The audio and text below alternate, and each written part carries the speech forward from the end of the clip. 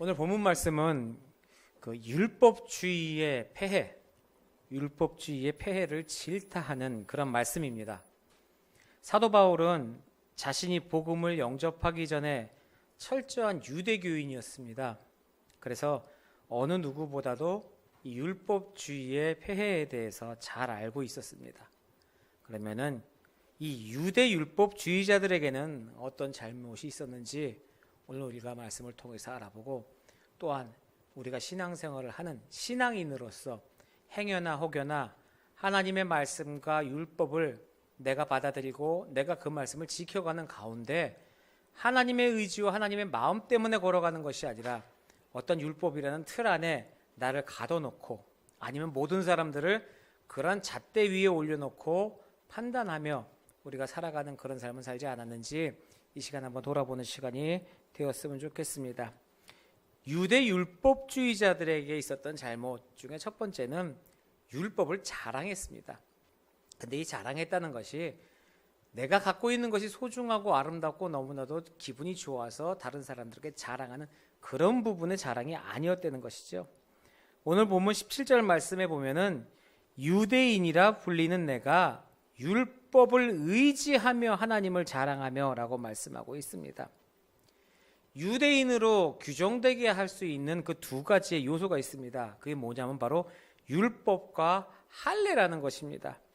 이 유대인들은 할례와 율법을 중시했습니다. 근데 이것이 잘못된 부분은 절대로 아니죠. 중요합니다. 근데 할례 받고 율법 받은 그 사실로 인하여서 그 내가 할례 받고 율법 받은 사실을 내가 입술로 하나님을 자랑하는 삶을 사는 것 같이 막 그렇게 난 할례 받고 율법대로 살아갑니다. 입으로는 떠버리는데 결론적으로 속으로는 인간적인 자랑과 인간적인 교만이 가득 찼다는 것이죠. 그러니 내가 너보다 잘났다. 그러니 내가 너보다 나은 사람이다. 머릿속에 그런 생각이 가득하다 보니 당연히 그렇지 못한 사람들은 깔보게 되는 것입니다. 그것의 결과가 무엇입니까? 이방인을 우습게 하는 것이죠. 맞습니다. 당시 자신들은 선택받은 민족이었습니다. 그렇죠. 얼마만큼 부럽습니까? 하나님의 선택받은 아름다운 민족입니다. 그러면은 내가 선택받고 하나님께 자녀라고 택함을 받았다는 그런 마음이 있으면은 그렇지 못한 사람을 긍휼히 여기고 그런 사람들에게 은혜가 없음을 정말로 비통해하면서 그 사람들을 보듬어 줘야 하는데 그냥 선을 딱 거버렸습니다. 너희들은 쓰레기, 우리들은 택함 받은 사람들. 이 교만에 빠지게 된 것이 문제라는 것이죠. 율법이 주어진 것 축복입니다. 큰 복입니다. 지켜야 될 것, 우리들이 막 너무나도 우리를 강압적으로 이렇게 메어 놓는 것 같이 느낄지 모르지만은 율법도 받을 수 있는 사람이 받는 겁니다. 지킬 수 있는 사람에게 그것이 감당이 되는 것이죠. 어떠한 대기업에 들어가는 사람들, 우리 뭐 삼성전자, 삼성이 크다고 얘기하는데 삼성 다니는 사람들이 그 안에 사규를 지키는 겁니다. 그 안에 들어간 사람만이 사규를 지킬 수 있습니다. 그 안에 입사하지 못한 그런 사람들은 그거 지킬 필요 없습니다. 그러니 그곳에 취직하지 못한 사람들은 그 사규를 지키는 그 직원들을 보면은 부러울 뿐이죠. 율법이 주어진 것 큰 축복입니다. 율법은요, 어찌 보면 유대인의 정체성을 나타내는 큰 핵심 요소입니다. 그래서 어릴 때부터 이 율법 교육을 유대인들은 철저하게 받았죠. 그래서 성인식을 하게 되는 12살 이전에 이 유대인들은요, 정말 이 모세오경, 창세기, 출애굽기, 레위기, 신명기, 민수기, 모세오경 이 방대한 양을 12살 이전에 다 암송을 합니다. 다 외워요. 능숙하게 외우는 삶을 삽니다. 말씀으로 계속해서 훈련받고 말씀으로만 살 수 있게 계속해서 훈련을 받습니다. 희한한 것이 그 말씀을 암송하고 그 말씀의 율법대로 따라가는 삶 속에서 이들은 무궁무진한 지혜를 허락받는다는 것이죠. 놀라운 지혜를 얻게 됩니다. 그래서 결국에는 이들이 자라나면서 세계 유능한 석박사의 위치에는 모두가 다 유대인이 자리 잡게 되는 거죠. 그런 숱한 인재를 배출할 수가 있습니다.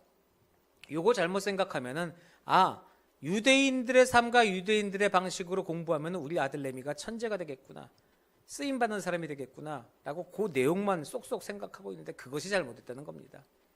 유대인들은 생활이었고 삶이었습니다. 말씀을 암송해서 모세오경 외워서 똑똑해진 것이 아니라 말씀을 모세오경을 암송할 정도로 이들은 생활 자체에서 말씀대로 사는 생활을 했습니다. 그러니 하나님의 삶에 합당한 삶을 살기 위해서 노력하는 거죠. 물론 그런 삶 가운데서 삐져나오는 교만이나 이런 것들이 이들의 앞길을 누르기도 했지만 결론적으로는 말씀대로 살아가도 이만큼 복을 받습니다. 율법은요, 그들에게는 정신적인 어떤 지주와 같은 역할을 한 것이죠.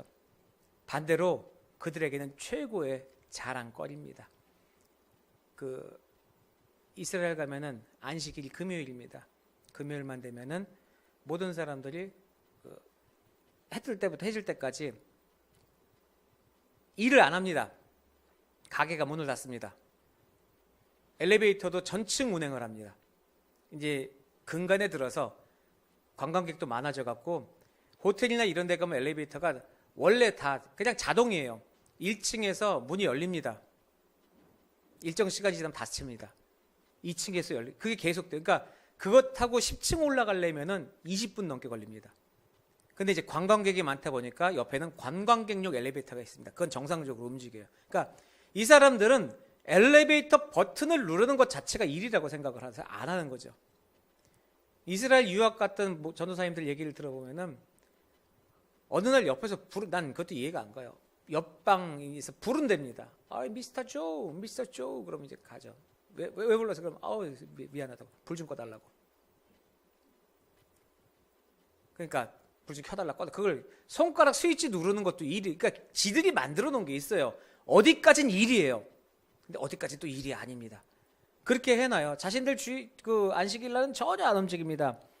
그래 놓고 자기들의 그렇게 철저하게 안식일을 지키는 것에 대하여서 프라이드가 엄청나요. 자부심이 엄청나요. 우리들은 선민이기 때문에 이렇게 율법에 순종하면서 이렇게 살아가는데 우리는 선민이다. 근데 이게 자부심은 있는데 이게 사람들 책임과 사랑이라는 부분이 점점 결여가 되는 거죠. 자랑이 커지면서 사랑은 작아듭니다. 사랑은요, 부풀어 가면 언젠가는 사람을 이렇게 올라서고 높이 올라갈 수 있는 그런 발판을 마련하지만 자랑은요, 처음에는 부풀어 오르는 것 같지만 언젠가는 한번 빵 터지면 쭉 떨어집니다. 그럼 헤아릴 수 없는 그런 추락으로 쑥 빠지게 되죠. 이런 우스갯소리 있습니다. 들으면 아실 거예요. 경비행기를 타고 비행을 합니다. 왜 갔는지는 저에게 묻지 마세요. 그냥 그런 상황이 있었으니까. 근데 그 안에 사람이 타고 있습니다. 첫 번째 정치인, 그다음에 두 번째는 과학자인데 노벨상 수상 후보자인 똑똑한 과학자 하나. 그다음에 세 번째는 그다음에 목사. 그다음 네 번째는 보이스카웃을 다니고 있는 꼬맹이 하나. 하여간 그렇게 있었대요. 그렇게 날아간대요. 이거는 날아가고 있는데 경비행기가 고장이 났습니다. 자, 추락하는 상황에서 도망쳐야 될 사람은 네 사람인데 낙하산이 3개밖에 없습니다. 이 상황을 어떻게 감당해야 되겠습니까? 그러면 조종선 그런 거 생각하지 말자고요. 하여간 4명밖에 없어요. 4명인데 근데 이 상황이 된 낙하산이 3개야. 그랬더니 제일 먼저 사고가 났던 얘기 듣자마자 정치인이 저는 나라의 경제를 담당하고 뭘 해야 되기 때문에 지금 빨리 가야 된다고 낙하산을 잽싸게 하늘고 뛰어내렸습니다. 졸지에 낙하산 2개 남고 사람은 3명 남은 거예요. 그래갖고 뭔가를 해보려고 하는데 두 번째 머리 똑똑한 그 과학자는 제가 이번에 노벨상 수상자 후보가 됐는데 이거는 국가적인 아니라 세계적인 제가 이걸 빨리 내려가서 이 수상 후보 하나를 들고 또 뛰어내리는 거예요. 남은 낙하산은 하나의 목사님하고 초등학교 보이스카웃 남았으니까 목사님 말씀합니다. 꼬맹이한테 네가 이거 들고 뛰어내려라. 그리고 앞으로 잘 커서 예수 믿고 좋은 인물 돼서 사람들 눈물 닦아주는 그런 있는 축복 없는 축복 다 해주면서 이제 등에 매주고 이제 내리려고 합니다. 그때 소년이 이렇게 배낭을 메면서 목사님 제 걱정 마시고요. 여기 제 배낭 갖고 이거 갖고 빨리 내리세요. 그게 뭔 소리야? 좀 전에 똑똑하던 아저씨가 제 보이스카웃 가방 메고 뛰어내렸어요. 그러니까 빨리 이거 메고 같이 내려가요. 그 똑똑한 과학자 머리를 잘 잘난 그 사람은 지금 보이스카웃 가방 메고 나서 단추 찾고 있을 거예요. 내려가면서. 얼마나 난감하겠습니까? 사람이 자기 똑똑한 게 문제가 아니죠. 웃자고 하는 얘기인데 뭐 정치인이건 똑똑한 사람이건 다 같습니다. 내가 세상에서 얼마만큼 잘났고 중요한 것이 문제가 아니죠. 그런 것을 내세우다 정말 중요한 부분에서 판단력이 흐트러지고 들고 뛰었는데 아니에요. 내가 똑똑한 줄 알고 머리 얼마나 굴렸겠습니까? 내리기 전에 제일 먼저 들고 내리면서 그래도 혹시 모르니까 변명을 하고 내리잖아요. 변명하고 내리면서 이유를 다 댑니다. 합당한 이유를 대지만 결국 뭐예요? 나는 확인 안 하고 그냥 들고 뛰어내린 거예요. 자기 똑똑함은요, 그런 것 자랑하는 게 결국에는 나에게 독이 돼서 돌아옵니다. 그 모습이 삐죽한 날카로운 면이 돼서 나를 도리어 찌를 때가 많다는 거죠. 정확한 사정 모르면서 남 비판할 때 얼마나 많이 있습니까? 그 사람의 사정을 우리가 보질 못했잖아요. 우리가 보는 겉모습이 아니라 그 사람 안에 어떤 사정이 있고 어떤 일이 있는지 어떻게 합니까? 그런데 단순히 내 눈에 보이기에 거슬린다고 해서 그 사람 비판하고 그 사람 손가락질하고 그 사람 욕하고 남이 처한 상황과 환경 아무것도 모르면서 그 우리들이 앞선 그 비판, 어찌 보면은 하나님에게 우리 아담맞은 비판이 되는 겁니다. 어떤 사람이요, 비판적인 습관이 아주 몸에 배었습니다. 그런 어투로 말하죠. 저 사람은 왜 저런 행동해? 왜 저렇게 살아? 근데 그렇게 쉽게 비판할 게 아닌, 그 사람이 이때까지 살아온 인생을 우리가 살아봤냐고요. 그 사람의 처한 사정은 우리가 다를 수가 있어요. 조금만 더 알면은 그 사람 용납할 수 있습니다. 쉬워질 수 있어요. 오히려 저 사람이 불쌍하고 내 도움이 필요한 사람이 될 수 있습니다. 남이 처한 상황, 그런 내적인 고통, 내면의 싸움 상황, 그것을 알면요, 아마도 훨씬 더 비판적일 거예요. 내 위주로만 생각하는 것이 아니라 상대방의 입장을 우리가 생각하는 사람이 된다면, 조금만 이해하려고 노력하면요. 어떤 사람 가정에 어려움이 있습니다. 어투도 별로고 표정도 별로고 친절하지 못한 습관을 보이면서 살아갈 수 있어요. 하지만 그 사람이 나타나는 그런 모습만 보고 판단할 수 없지 않습니까? 그 이면의 속사정은 어떤지 알 수 없는 거고, 그 어투 물론 고칠 수 있죠. 마음 막 찌를 수 있어요. 하지만 그 사람이 그럴 수밖에 없는 사정이 있다면은 또 우리가 이해해야 되지 않겠습니까? 그런다고 해서 어투 이렇게 딱딱딱 칼날처럼 세운 말하는 사람들이 그렇게 살려는 거 아니죠. 자기가 그것이 나쁘다고 생각한다면은 고쳐야죠. 서로 간에 노력해야 되는 세상이 돼. 어느 한 사람이 일방적으로 나는 약자입니다, 그러니까 나만 도와주셔, 이건 약자 아닙니다. 강자입니다. 생떼 부리는 거예요. 내가 약자면 노력해야죠. 약자가 안 되도록 노력해야죠. 내가 약자가 아니도록 노력할 테니 나도 도와주시고 나도 노력하겠습니다가 이게 올바른 것 아닙니까? 나는 가진 것도 없고 나는 원래부터 이렇게 없이 사니까 나를 도와줘야 되지 않느냐, 나는 이렇게 없이, 이것도 이상한 거예요. 무조건 한쪽이 올바른 건 아닙니다. 양쪽 다 서로 간에 사정을 판단하고 이해하면서 함께 상생해 나가야 하는 것이죠. 쉽게 비판하지 말고 서로 간에 노력하려고 해야 됩니다. 정죄의 성품보다는 치유자의 성품을 앞세워야 한다는 겁니다. 조금 더 이해하려고 노력하고 조금 더 생각하려고, 그럴 때 어찌 보면은 상처를 받고 있는 자에게 마음에는 치유의 싹이 튀어오른다는 겁니다. 그 안에서 혼자서 아무리 벗어나려고 노력하면 뭐합니까? 내 힘으로는 안 되는데, 그런데 누군가 조그맣게 슬그머니 손 하나 내밀어서, 큰 도움도 아니에요. 살짝 옆에 손 하나 내밀고, 자, 잡아요. 그냥 잡고 좀 일어납시다. 크게 무슨 큰 돈 도움 주는 것도 아닌데 그냥 조금 거기 벗어날 수 있도록 손 한번 잡아 살짝 이렇게 해주고 빠져나오면 기운 내요.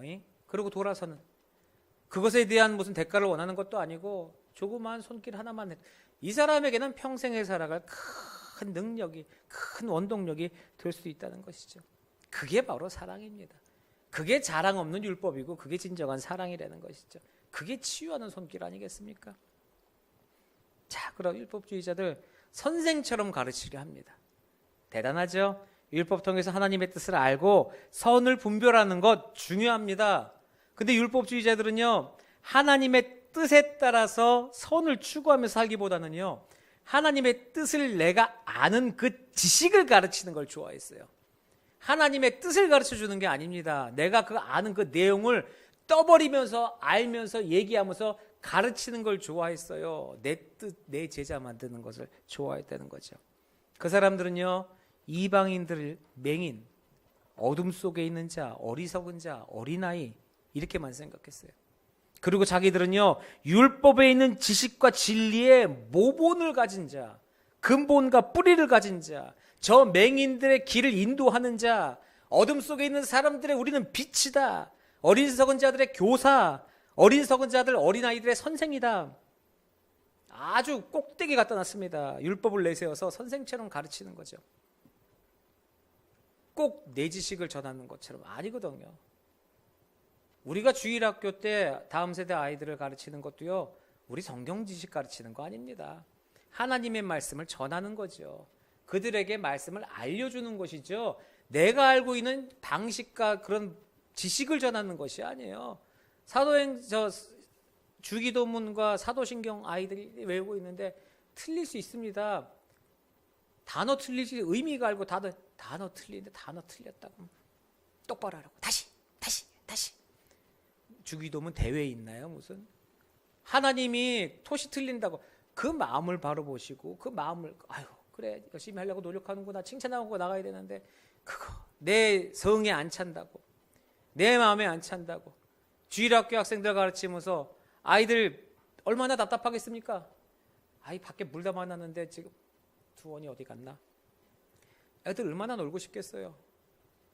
주일에 교회 나왔는데 저렇게 좋은 게 있으면 아이들의 기억 속에는 교회는 행복한 곳이에요. 그럼요.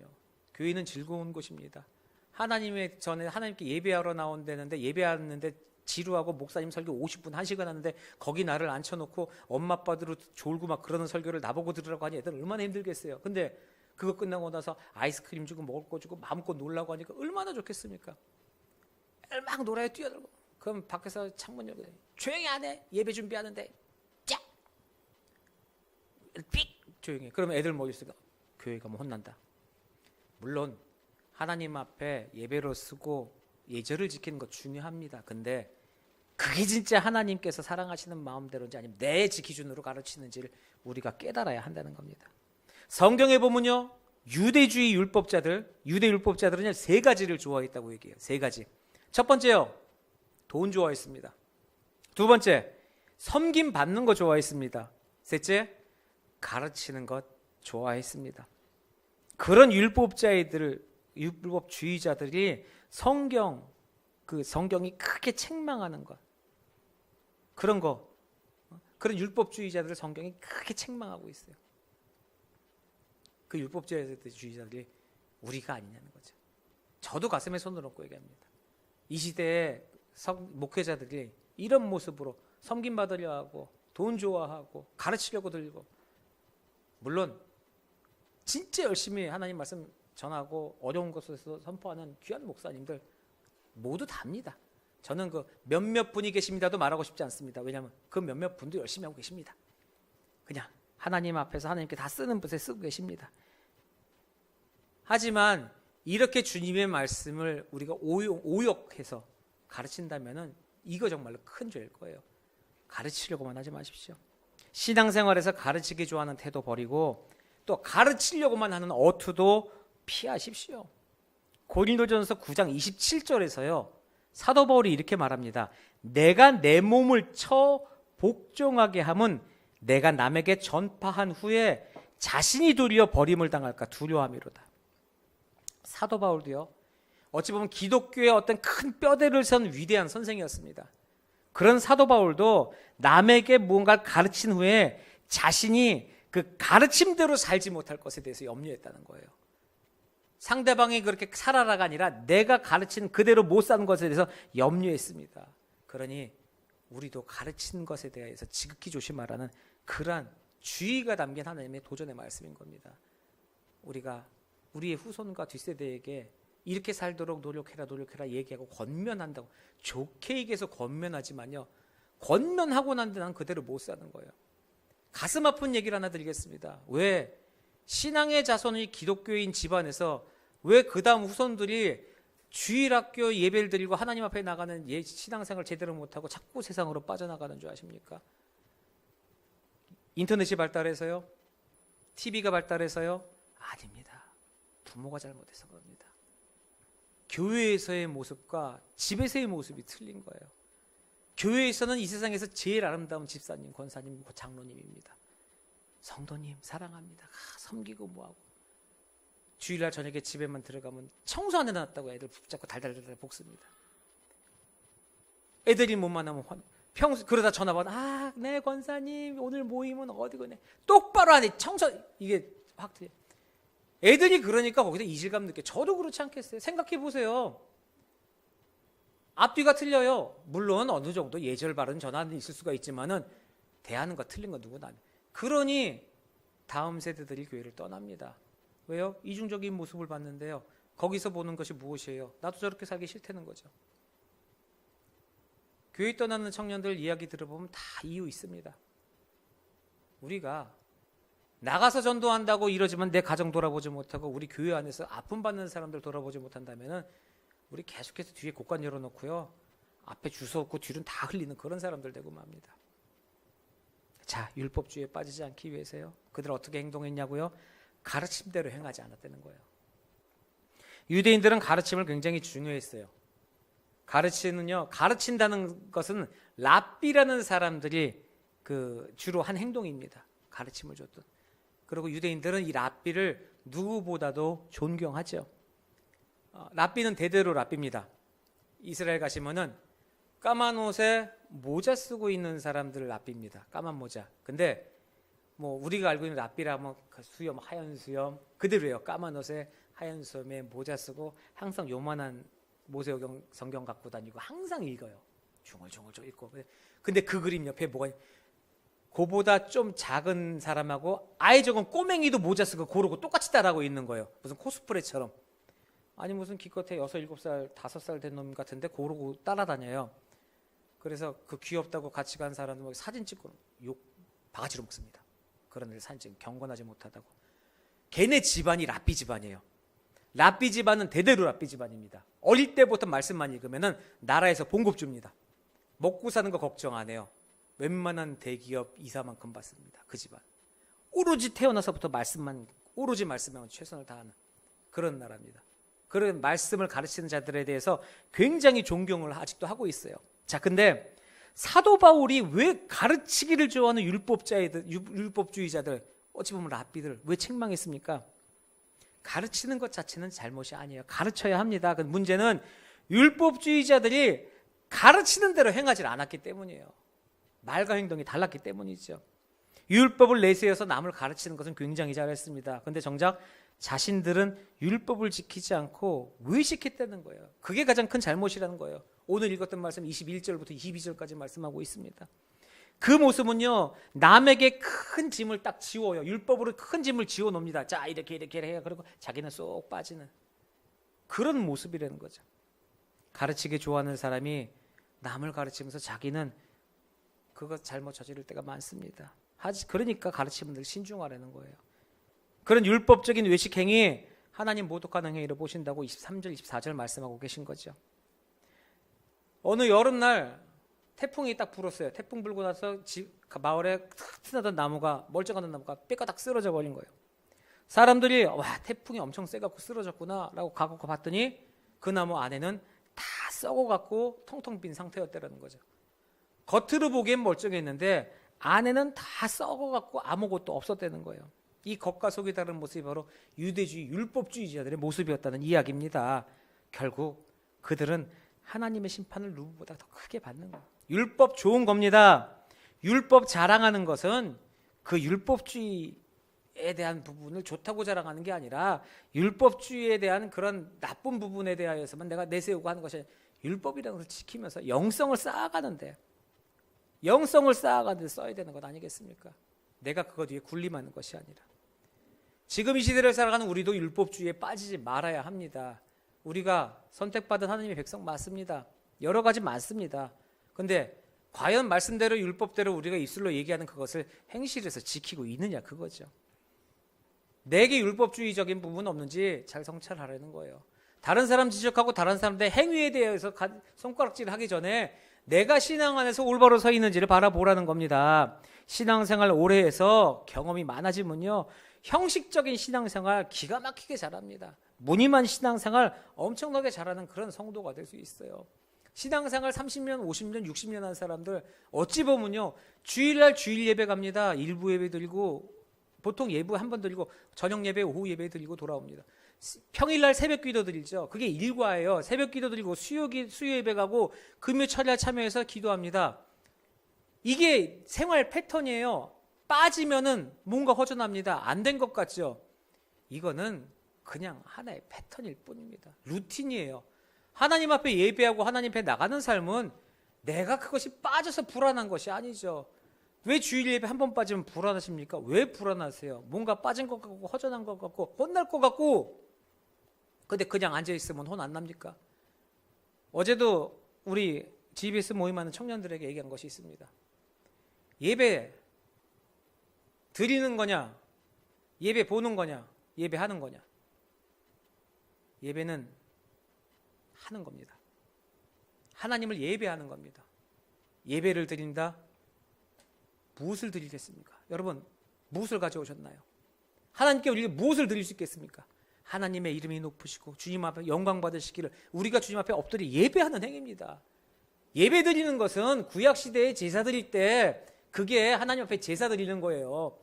찡찡찡찡 갖고 가서 짐승 각쳐서 번제, 화목제, 소제, 제사장이 워이 잘라갖고 주님 앞에 기도드리고 뭐 내 죄를 사해 주신 드림. 우리가 주일날 와서 기도해야 죄사함 받습니까?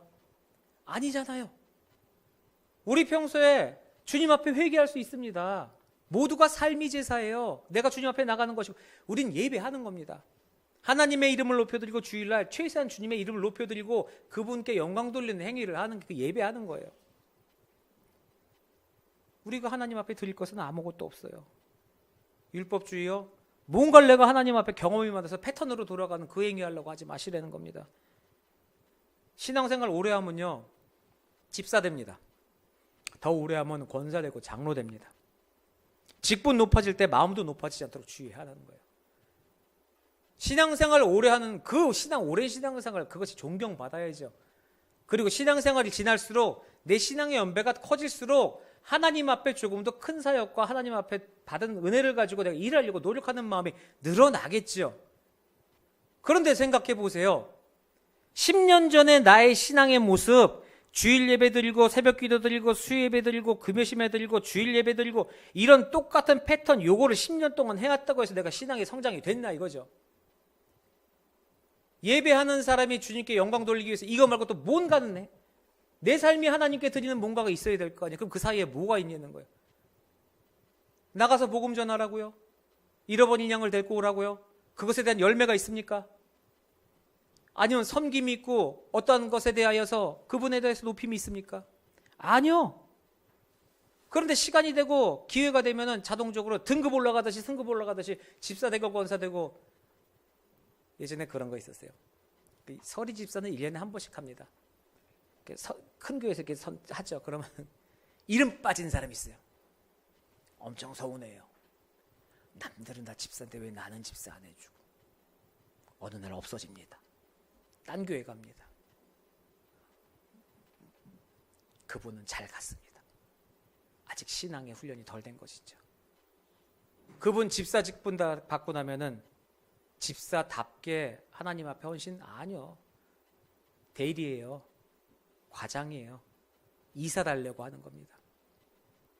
그거 필요하면요, 그냥 어느 교회 가니까 그러더라고요. 그냥 오면 등록하면 다 집사래요. 그냥 하도 성처를 받으니까 성도님이 없어. 오면 그냥 집사. 일단 그게 속편하대. 싸움 안 나고 그게 분란 안 나고 좋다는. 근데 저는 왜 그 직분이 중요하냐는 거죠.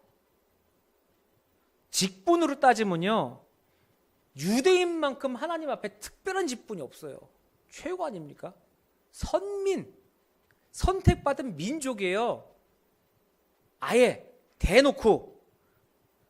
근데 그 특유한 직분인 선민이라는 직분 때문에 이 사람들은 망가졌어요. 우리들이 선택받았던 것 때문에 모든 것 다 율법적으로 따지고 너희들은 이래서 안 돼, 이래서 안 돼, 이래서 안 돼. 하나님 말씀을 다 오역해서 받아들인 그런 일들이 돼버린 거예요. 특권의식과 책임의식은요, 정말 동전의 양면입니다. 정말입니다. 직분 있는 자들에게는 책임이 뒤따릅니다. 학생에게도 책임, 자유에도요, 책임이 있어요. 내가 누리는 것 당연한지 모르지만 내가 누리는 것에서 책임이 있단 말이에요. 나라에 나의 목소리를 내려면요, 세금이라는 걸 내야 됩니다. 그래야 국민이 됩니다. 대한민국 국민은요, 세금을 내야 국민입니다. 희한하죠? 내가 나라의 국민으로서 내가 역할을 감당을 해야 돼요. 내가 할 건 아무것도 안 하면서 내가 누릴 것만 누워갖고 뻔뚱뻔뚱 내가 먹을 것만 따먹어요. 그게 어떻게 백성입니까? 자, 우리 뒤로 한번 돌아보세요. 우리들의 삶을 한번 돌아봅시다. 율법주의에 빠지지 말라는 건데 그게 율법주의 아닙니까? 내가 교회에서 신앙생활하고 내가 교회 나오면 그게 감사해야지. 아니, 왜 왕처럼 모셔야 되는데요? 왜 세신자들을 우리가 왕처럼 모시는지 모르세요? 왜냐면 너무 귀하니까요. 세상에 떠나려가는 한 영혼이에요. 우리끼리 한번 얘기해 볼까요? 정말로 죽어가는 사람이 왔어요. 이제 예수를 알려고 온 거야. 그러니 우리는 그 사람 너무너무 귀해서 그 사람에 대해서 정말 고생했습니다. 정말 세상에서 예수 모르고 고생했는데 이제 우리 같이 예수 알고 멋지게 살아봅시다. 그러니 잘해주는 거죠. 근데 이걸 너무 잘해주니까 온 사람들은 그냥 내가 뭔 짓을 해도 상관이 없는 것처럼 반대로 자기 죽어가는 사람 살려줬어요. 그러면은 그 사실을 알게 되면은 본인도 열심히 내야죠. 왜 공주고 왜 왕자입니까? 손 털고 구석에 앉아있으면 모두가 다 시중 들어주고 하나님도 그럴 거라고 생각하십니까? 왕 같은 제사장이라니까 본인이 왕인 줄 아는 그런 우를 범하면 안 되는 거예요. 특권의식과 책임의식은 분명히 동전의 안명입니다. 우리가 주님의 자녀이면은 주님의 자녀답게 책임도 이루어야 되는 거예요. 율법주의자들의 가장 큰 잘못이요, 말 많은데 책임 안 합니다. 행동 안 하는 사람들이요. 어거스틴이 얘기했습니다. 뭐라고 얘기했냐면은 하나님을 참으로 사랑하라. 그 다음에 네 마음대로 해라. 요거 참 잘 알아들으셔야 됩니다. 하나님을 참으로 사랑하고 그 다음에 네 마음대로 하라는 거예요. 지금 네 마음대로 한 다음에 하나님 찾지 말고 뭐든지 하나님을 먼저 사랑한 다음에 그 위판에다가 네 마음대로 하라고 말씀합니다. 진리가 주는 참된 자유는요, 결코 방종이 아닙니다. 진리가 주는 참된 자유는 방종의 자유로 흐르는 것이 절대로 아닙니다. 그러니까 율법주의에 빠지지 말고 믿음으로 행동하는 참된 자유인이 되시라는 거예요. 야고보서 2장 26절의 마지막에 이런 말씀이 있습니다. 뭐냐? 영혼 없는 몸이 죽은 것 같이 행함이 없는 믿음은 죽은 것이니라. 우리들 머릿속에 있는 지식 중에 그 수많은 말씀들이 내 행함에 같이 있지 않으면 그 믿음은 죽은 거라고 말씀하는 거예요. 말씀 아는 걸로 끝내지 마십시오. 최대한 말씀대로 살려고 노력해야 됩니다. 그때 어떤 일이 일어나냐고요? 산을 옮기는 놀라운 일이 일어납니다. 안 될 것 같죠? 해보세요. 된다니까요. 꼭 산이, 여 앞에 산 이름을 몰라서, 꼭 우리 송우리에 사는 그 태봉산이 어느 날 일어나니까 산이 움직여요. 산같이 안 될 일이 해결되는 거예요. 말씀대로 살아보세요. 최대의 복이 뭡니까? 지상 살아가는 최대의 복이 뭡니까? 성령 충만한 주님의 복 안에 사는 거. 그게 최대 축복 아닙니까? 우리가 그렇게 살아가는 삶 속에 하나님의 놀라운 은혜를 경험하는 그런 성도님 되시기를 주님의 이름으로 축원합니다. 그런 교회가 되기를 주님의 이름으로 소원합니다. 우리 함께 기도하겠습니다.